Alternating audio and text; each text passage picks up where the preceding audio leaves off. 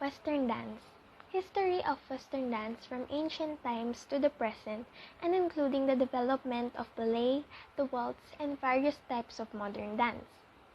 Western dancers showed a constant readiness, even eagerness, to accept new vehicles for their dancing. The peoples of the west of Europe and of the countries found a true permanent European settlement elsewhere, have a history of dance characterized by great diversity and rapid change. Whereas most dancers of these repeated highly refined forms of movement that had remained virtually unchanged for centuries or millennia. Western dance has always embraced an enormous variety of communal or ritual dances, of social dances enjoyed by many different levels of society, and of skilled theatrical dances that follow distinct but often overlapping lines of development. Hi, my name is Pondivida RJS, and today I'll be continuing the introduction on the Western influence dance. The Maria Clara dance, or also known as the Western influence dance, was known during the Spanish rule, with the majority of the Filipino people converted to Catholicism, and was forced to take the Spanish surname with them. Luckily though, during this time, the Western dance spread all over the Philippines, with dances such as fandango, polka, waltz, and many more, that made a hit on our dance floors. And with a little bit of spunk and a little bit of originality from ours, the Filipino Den, a new dance type was born. The dance style named after the character from the novel of our national hero, Dr. Cesar, Noli Me Tangere. The name that signifies virtue and nobility of the Filipino woman, the name Maria Clara. Thank you. I am Shaira Llorin from H12F, and I am assigned to tackle the history of the Western Influence Group. So the Western dance is influenced by the people in the West. The Spain and the United States of America colonized us in the past and managed to pass some of their cultures to us, and one of it is their dance. Philippine aristocrats created Filipino adaptations of European dance as well. This includes jotas, fandangos, mazurkas, and waltzes that were danced by young socialized to the stringed music of the rondalla. The United States of America is also a home to an array of dance styles including hip-hop, tap dance, and its derivative rock and roll and modern square dance.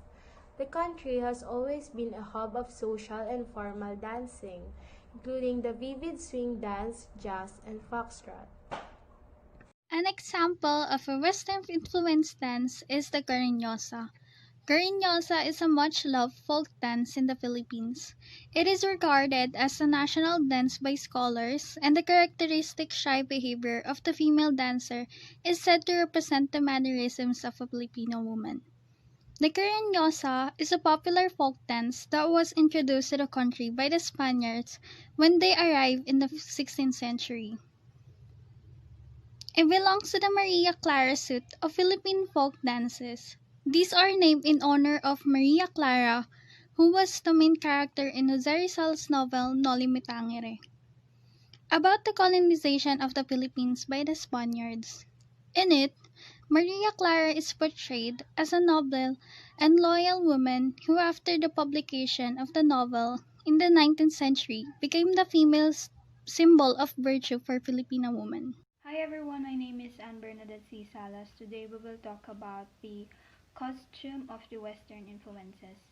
Filipino style of clothing had been dictated by the climate in the Philippines, with a tropical climate, dry and rainy season. Early Filipinos, as well as the still existent tribal groups in the Philippines, wore colorful woven clothes, often with intricate beadwork and other ornament, a type of colorless shirt, which later became adorned with laces, trimmings, buttons, and a collar, was where from the Barong Tagalog evolved. On the other hand, the bahag was type of loincloth or G-string. Western influences the terno. A traditional dress commonly worn by women, for example, lost its fame as most women shifted their interest to contemporary clothes from the Western world. On the contrary, the Barong Tagalog, a loose-fitting shirt for men, retained its popularity among Filipino men. Apparently, the Barong Tagalog survived because it could easily be integrated with the modern dressing style. Many people in the Philippines today tend to imitate Americans in the way they dress because of Western influences. However, this is with the exception of the minorities who choose to retain their traditional dressing mode. During the American era, the Filipinos' mestiza gown slowly evolved into terno. Seemingly, the modern-day terno resulted from an older union of some form of European skirt that was referred to as the saya. The saya was combined with the pre-Hispanic sarong style dress known as the tapis. The tapis was used mainly as an overlapping attachment, much like an apron. Hello guys, I'm Eian Valdez from H12F, and I will be talking about Western influence dance costumes.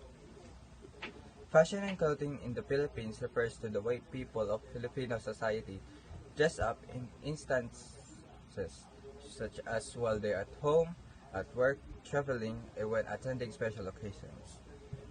A common attire while at home are ordinary poruntongs, combined with sleeveless t-shirts or t-shirts. During the rainy season and cold evening in December and January, some Filipinos wear hooded jacket or known as hoodies. And now for the references.